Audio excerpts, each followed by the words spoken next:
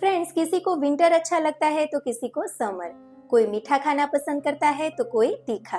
कई लोग कम सोने पर भी पूरा दिन एनर्जेटिक रहते हैं, जबकि किसी किसी की नींद उड़ने का नाम ही नहीं लेती।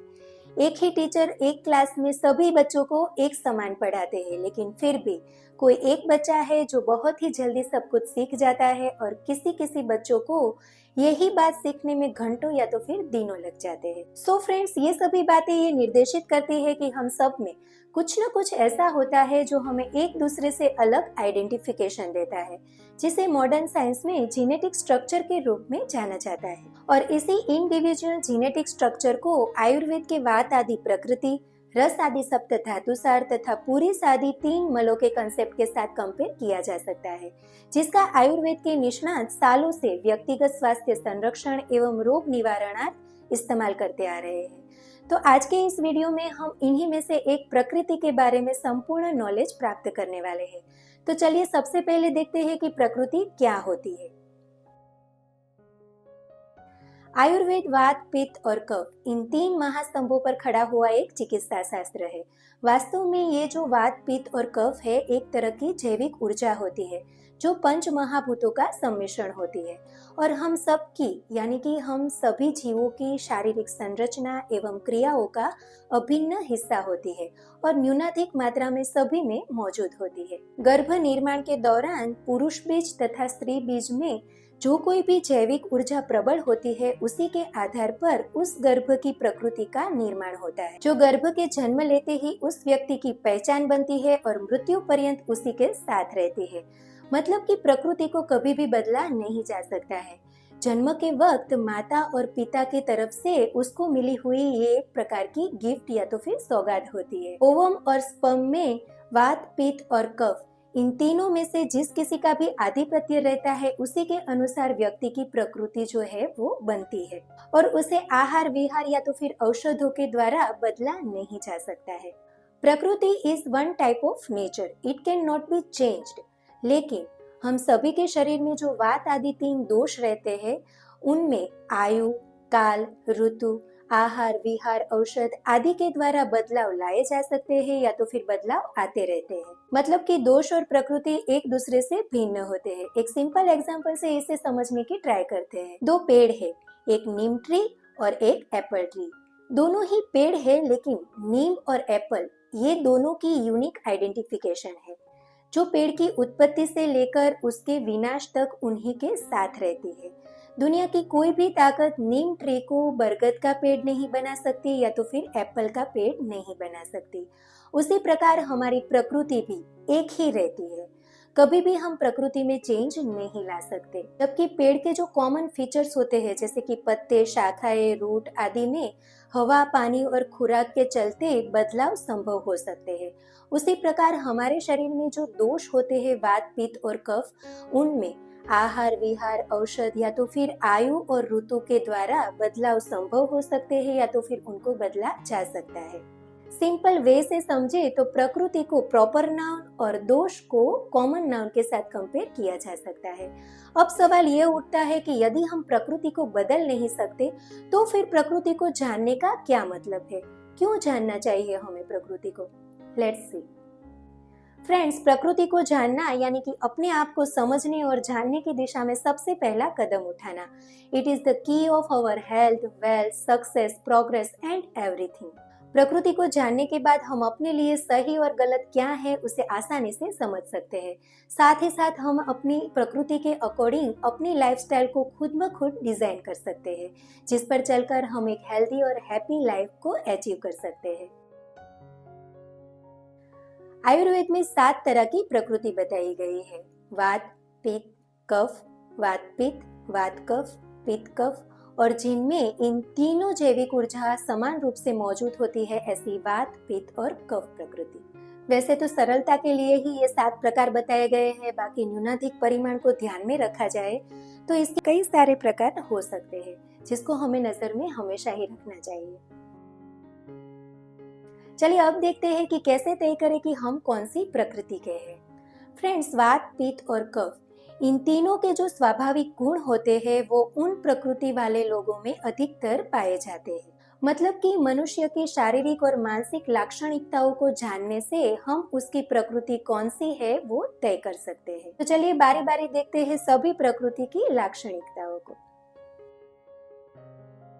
चलिए सबसे पहले जानते हैं कि वात प्रकृति वाले इंसान कैसे होते हैं, क्या क्या होती है उनकी लाक्षणिकताएं। वात प्रकृति वाले इंसान का शरीर छोटा होता है, यानी कि कफ और पित्त प्रकृति वाले इंसान के कंपैरिजन में उनकी हाइट और वेट जो है वो कम रहता है। उनकी स्किन ड्राई, थिन और रफ होती है। अर्ली एज में ही उनकी स्किन पर झुर्रियों का दिखना शुरू हो जाता है, यानी कि उनमें एजिंग प्रोसेस जो है वो बहुत ही फास्ट होती है। उनके हाथ, पैर और त्वचा स्पर्श में शीत रहते हैं, यानी कि ठंडे लगते हैं। साथ ही साथ उनके जो हेयर का ग्रोथ है वो कम होता है। उनके हेयर फॉलिकल्स के बीच में बहुत सारी जगह होती है। बाल काले होते हैं लेकिन जल्दी टूटने के स्वभाव वाले होते हैं। उनके नाखून और दांत भी ब्रिटल होते हैं। हड्डियां और मांसपेशियां भी निर्बल होती है और फ्लेक्सिबिलिटी उनकी बहुत ही कम होती है। छोटी छोटी वजह से उनमें फ्रैक्चर, लिगामेंट टेयर या तो फिर मसल स्प्रेन की समस्या होती रहती है। मूवमेंट्स के दौरान उनमें स्फुटन या तो फिर हड्डियों के खिसने की आवाज आती रहती है। वात प्रकृति वाले इंसान की भूख जो होती है वो विषम होती है। कभी ज्यादा खाते हैं तो कभी कम खाते हैं। उनका मेटाबॉलिज्म भी पुअर रहता है, इसीलिए ये लोग चाहे जितना भी खा ले उनके लिए वेट गेन कर पाना बहुत ही मुश्किल होता है। इन लोगों को खट्टा, मीठा और गर्म खाना और पीना अच्छा लगता है। साथ ही साथ ये गर्म एनवायरनमेंट में रहना पसंद करते हैं, इसलिए उनको बहुत राज नहीं आता है। इनकी जो इम्यूनिटी है वो भी पुअर होती है। आए दिन ये लोग बीमारियों से घिरे रहते हैं। शारीरिक बल कम होता है और जल्दी ही थक जाते हैं।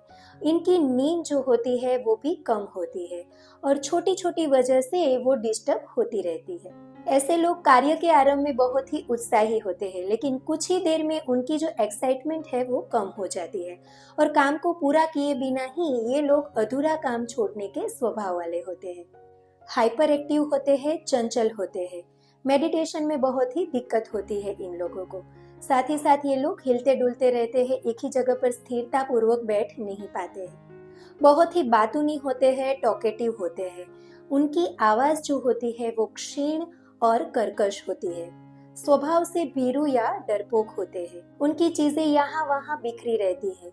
सैकड़ों विचार यानी कि 1000 ऑफ थॉट्स उनके माइंड में एक ही साथ आते रहते हैं, लेकिन उनका जो डिसीजन मेकिंग पावर होता है वो बहुत ही पुअर होता है। चिंता और तनाव से घिरे रहते हैं। लेकिन फ्रेंड्स, वाता डोमिनेंट पर्सन की जो मेमोरी होती है वो बहुत ही शार्प होती है। वो बहुत ही जल्दी चीजों को सीख लेते हैं और याद कर लेते हैं। हाँ, लेकिन उतनी ही जल्दी वो चीजों को भूल भी जाते हैं। उनकी जो रिकॉल मेमोरी होती है वो बहुत ही पुअर होती है। उनकी सृजनात्मक शक्ति और कल्पना शक्ति अद्भुत होती है।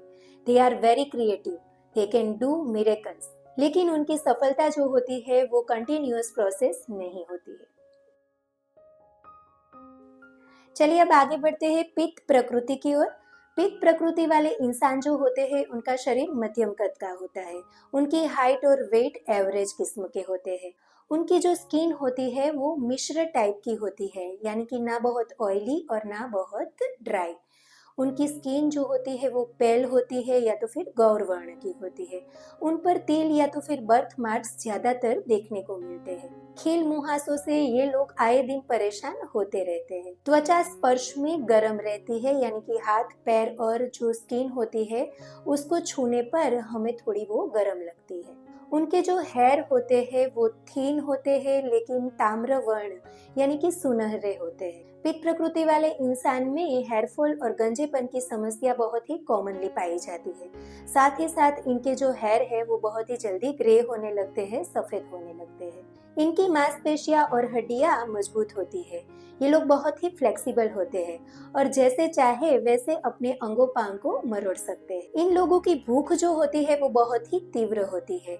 ये लोग बहुत ही खाते हैं लेकिन भारी से भारी चीज को आसानी से डाइजेस्ट कर लेते हैं। इन लोगों का डाइजेस्टिव फायर जो होता है वो बहुत ही स्ट्रॉन्ग होता है। ये लोग मीठा और ठंडा खाना पसंद करते हैं। गर्म खाना पीना और एनवायरनमेंट को ये लोग अवॉइड करते हैं। इन लोगों की नींद जो है वो एवरेज होती है। उनमें एक रेगुलरिटी होती है, टाइम पर सोते हैं और टाइम पर जगते हैं। इम्यूनिटी या रोग प्रतिरोधक शक्ति जो है वो सामान्य रहती है। ऐसे लोग बहुत ही जिद्दी, क्रोधी और परम बुद्धिशाली होते हैं। उनको हर कार्य में परफेक्शन चाहिए होता है। वो लोग अपनी चीजों को बहुत ही अच्छी तरह से मैनेज करते हैं। उनको सजना संवरना बहुत ही पसंद होता है। डेकोरेशन के शौकीन होते हैं और अपनी फीलिंग्स को अच्छी तरह से एक्सप्रेस करना जानते हैं। ये लोग बहुत ही अच्छे वक्ता होते हैं, बहुत ही अच्छे लीडर होते हैं। नीडर और साहसिक होते हैं। ये लोग बहुत ही हार्ड वर्किंग नेचर के होते हैं। पंक्चुअलिटी और परफेक्शन के आग्रही होने के कारण सफल होते हैं और सफलता उनके कदम हमेशा ही चूमती रहती है। They are achievers। चलिए अब जानते हैं कफ प्रकृति को।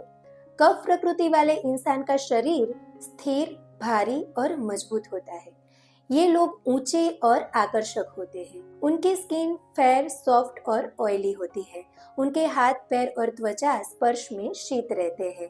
उनमें एजिंग प्रोसेस जो है वो बहुत ही धीमी होती है। कफ प्रकृति वाले इंसान के बाल जो होते हैं वो काले, घने, मुलायम और चमकीले होते हैं। उनकी हड्डियां और मांसपेशियां बलवान होती है और फ्लेक्सिबिलिटी भी अच्छी होती है। इन लोगों को भूख बहुत ही कम लगती है, लेकिन इनका मेटाबॉलिज्म होता है वो बहुत ही पावरफुल होता है, जिसे हम कम पेट्रोल में ज्यादा माइलेज देने वाली गाड़ी के साथ कंपेयर कर सकते हैं। यानी कि ये लोग कम खाते हैं, लेकिन इनका डाइजेस्टिव पावर और एब्सॉर्प्शन पावर जो होता है वो बहुत ही प्रबल होता है, जिसकी वजह से इनकी जो इम्यूनिटी है वो भी बहुत ही पावरफुल होती है। ये लोग बहुत ही कम बीमार पड़ते हैं। ओबेसिटी, डायबिटीज या तो फिर पीसीओडी जैसी तकलीफें इनमें कॉमनली पाई जाती है। ये लोग बहुत ही स्लीपी होते हैं, लेजी होते हैं। इनकी नींद उड़ती ही नहीं है। ये लोग बहुत ही सोना पसंद करते हैं। एक ही जगह पर बैठना पसंद होता है इन लोगों को और स्थिरता उनका मंत्र होता है। ऐसे लोग loving, caring, loyal, cool and काम नेचर के होते हैं।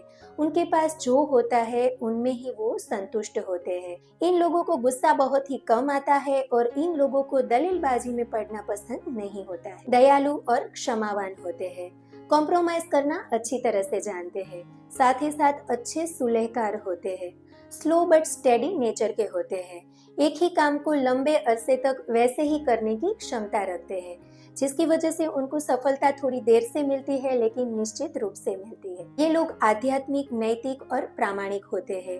इन लोगों पर आंखें बंद करके विश्वास किया जा सकता है।